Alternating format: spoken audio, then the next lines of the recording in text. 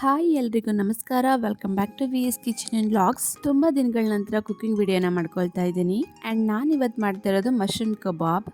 ಇದನ್ನು ತುಂಬ simple and ಈಸಿಯಾಗಿ ಟೇಸ್ಟಿಯಾಗಿ ಹೇಗೆ ಮಾಡೋದು ನೋಡೋಣ. ಒಂದು ಪ್ಯಾಕೆಟ್ ಅಷ್ಟು ಫ್ರೆಶ್ ಮಶ್ರೂಮ್ನ ತೊಗೊಂಡಿದ್ದೀನಿ. ಇದನ್ನು ಚೆನ್ನಾಗಿ ಕ್ಲೀನ್ ಮಾಡ್ಕೋಬೇಕು. ಮೊದಲಿಗೆ ಇಲ್ಲಿ ಮಶ್ರೂಮ್ ಮೇಲ್ಗಡೆ ಇರ್ತಕ್ಕಂಥ ಲೇಯರ್ನ ರಿಮೂವ್ ಮಾಡ್ಕೋಬೇಕು. ನಂತರ ಇದನ್ನು ಸಣ್ಣ ಸಣ್ಣದಾಗಿ ಕಟ್ ಮಾಡ್ಕೊಳ್ಬೇಕು. ನಿಮ್ಗೆ ಯಾವ ಸೈಜ್ ಬೇಕು ಆ ಸೈಜ್ ಕಟ್ ಮಾಡ್ಕೊಳ್ಳಿ. ಕಟ್ ಮಾಡ್ಕೊಂಡ ನಂತರ ಇದನ್ನು ನೀರಲ್ಲಿ ಹಾಕಿ ಚೆನ್ನಾಗಿ ವಾಶ್ ಮಾಡಿ ಇಟ್ಕೊಂಡು ನಂತರ ಇದನ್ನು ನೀರಲ್ಲಿ ಹಾಕಿ ನೆನೆಯಕ್ಕೆ ಬಿಟ್ಬಿಡಿ.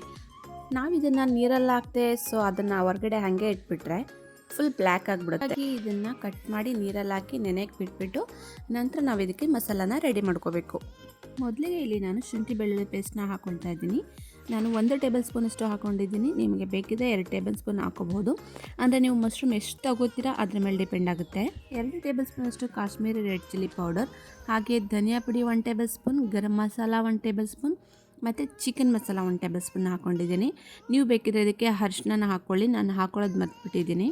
ನಂತರ ಇದಕ್ಕೆ ರುಚಿಗೆ ತಕ್ಕಷ್ಟು ಉಪ್ಪನ್ನು ಹಾಕಿ ಚೆನ್ನಾಗಿ ಒಂದೊಳ್ಳೆ ಮಿಕ್ಸ್ ಕೊಡಿ. ನಂತರ ಇದಕ್ಕೆ ಹಿಟ್ಟನ್ನು ಹಾಕ್ಕೊಳ್ತಾ ಇದ್ದೀನಿ. 3 ಥರದ ಹಿಟ್ಟನ್ನು ಹಾಕಿದ್ದೀನಿ. ದೊಡ್ಡ ಸ್ಪೂನಲ್ಲಿ 1 ಸ್ಪೂನಷ್ಟು ಇದನ್ನು ಹಾಕ್ಕೊಂಡಿದ್ದೀನಿ. ಮೈದಾ ಹಿಟ್ಟು, ಕಾರ್ನ್ಫ್ಲೋರ್ ಹಾಗೆ ಅಕ್ಕಿ ಹಿಟ್ಟನ್ನು ಹಾಕ್ಕೊಂಡಿದ್ದೀನಿ.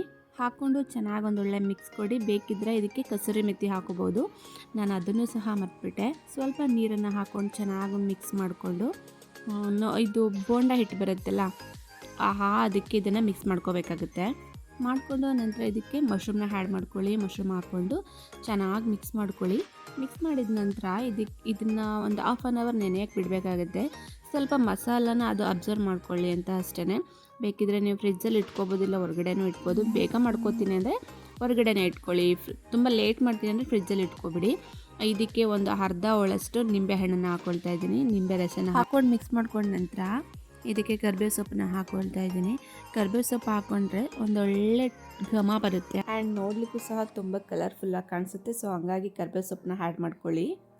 ನೆಕ್ಸ್ಟ್ ಒಂದು ಕಡಾಯಿನ ಇಟ್ಟು ಕಡಾಯಿಗೆ ಎಷ್ಟು ಎಣ್ಣೆ ಬೇಕೋ ನೀವು ಅಷ್ಟನ್ನು ಹಾಕ್ಕೊಂಡು ಎಣ್ಣೆ ಚೆನ್ನಾಗಿ ಕಾಯ್ಲಿಕ್ಕೆ ಬಿಡಿ. ಎಣ್ಣೆ ಕಾದ ನಂತರ ಮಶ್ರೂಮ್ ಮಿಕ್ಸ್ ಮಾಡಿ ಇಟ್ಟಿದ್ವಲ್ಲ ಅದನ್ನು ಒಂದೊಂದೇ ಪೀಸಸ್ನ ಒಳಗಡೆ ಎಣ್ಣೆಗೆ ಹಾಕಬೇಕು. ಯಾಕಪ್ಪ ಅಂದರೆ ನಾನು ಸ್ವಲ್ಪ ಜಾಸ್ತಿ ಹಾಕ್ಬಿಟ್ಟೆ, ಅದೇನಾಗ್ಬಿಡ್ತು ಒಂದಕ್ಕೊಂದು ಕಚ್ಕೊಬಿಡ್ತು. ನೋಡಿ ಈ ಥರ ವೈಟ್ ಆಗಿಬಿಡ್ತು. ಆ್ಯಂಡ್ ನಿಮಗೆ ಗೊತ್ತಾಗುತ್ತೆ ಇದು ಮೇಲ್ಗಡೆ ಸ್ವಲ್ಪ ಫ್ರೈ ಆದ ತಕ್ಷಣ ಕ್ರಿಸ್ಪಿ ಅನಿಸುತ್ತೆ. ಆವಾಗ ಇದು ಪರ್ಫೆಕ್ಟಾಗಿ ಆಗಿದೆ ಅಂತ ಅರ್ಥ. ಈ ಟೈಮಲ್ಲಿ ಇದನ್ನು ತೆಗೆದು ಮತ್ತೆ ಒಂದು ಟಿಶ್ಯೂ ಪೇಪರ್ ಹಾಕಿ ಅಲ್ಲಿಗೆ ಶಿಫ್ಟ್ ಮಾಡ್ಕೊಳ್ಳಿ. ಟಿಶ್ಯೂ ಯಾಕೆ ಹಾಕಬೇಕಂದ್ರೆ ತುಂಬ ಎಣ್ಣೆ ಇಟ್ಕೊಂಡಿರುತ್ತಲ್ವ, ಸೊ ಎಣ್ಣೆ ಎಲ್ಲ ಅಲ್ಲಿಗೆ ಅಬ್ಸರ್ವ್ ಮಾಡ್ಕೊಳ್ಳಿ ಅಂತ ಟಿಶ್ಯೂನ ಹಾಕ್ಕೊಳ್ಳಿ. ಹಾಗೆ ಮತ್ತೊಂದು ಸರಿ ನಾನು ಇಲ್ಲಿ ಹಾಕ್ಕೊಳ್ತಾ ಇದ್ದೀನಿ. ಇವಾಗ ಹಾಕಬೇಕಾದ್ರೆ ಸಿಂಗಲಾಗಿ ಹಾಕಿದ್ದೀನಿ, ಒಂದಕ್ಕೊಂದು ಕಚ್ಚಿಲ್ಲ. ತುಂಬ ಟೇಸ್ಟಿಯಾಗಿ ಬಂತು, ತುಂಬ ಚೆನ್ನಾಗೂ ಸಹ ಕಾಣಿಸ್ತಾ ಇತ್ತು. ತುಂಬ ರುಚಿಯಾದ ಕಬಾಬ್ ಇವಾಗ ರೆಡಿ ಆಗಿದೆ. ನೋಡಿದ್ರಲ್ಲ ಫ್ರೆಂಡ್ಸ್, ಯಾರಿಗೆಲ್ಲ ಈ ವಿಡಿಯೋ ಇಷ್ಟ ಆಗಿದೆಯೋ ಪ್ಲೀಸ್ ಎಲ್ಲರೂ ಒಂದು ಲೈಕ್ ಮಾಡಿ, ಶೇರ್ ಮಾಡಿ, ಕಮೆಂಟ್ಸ್ ಮಾಡಿ.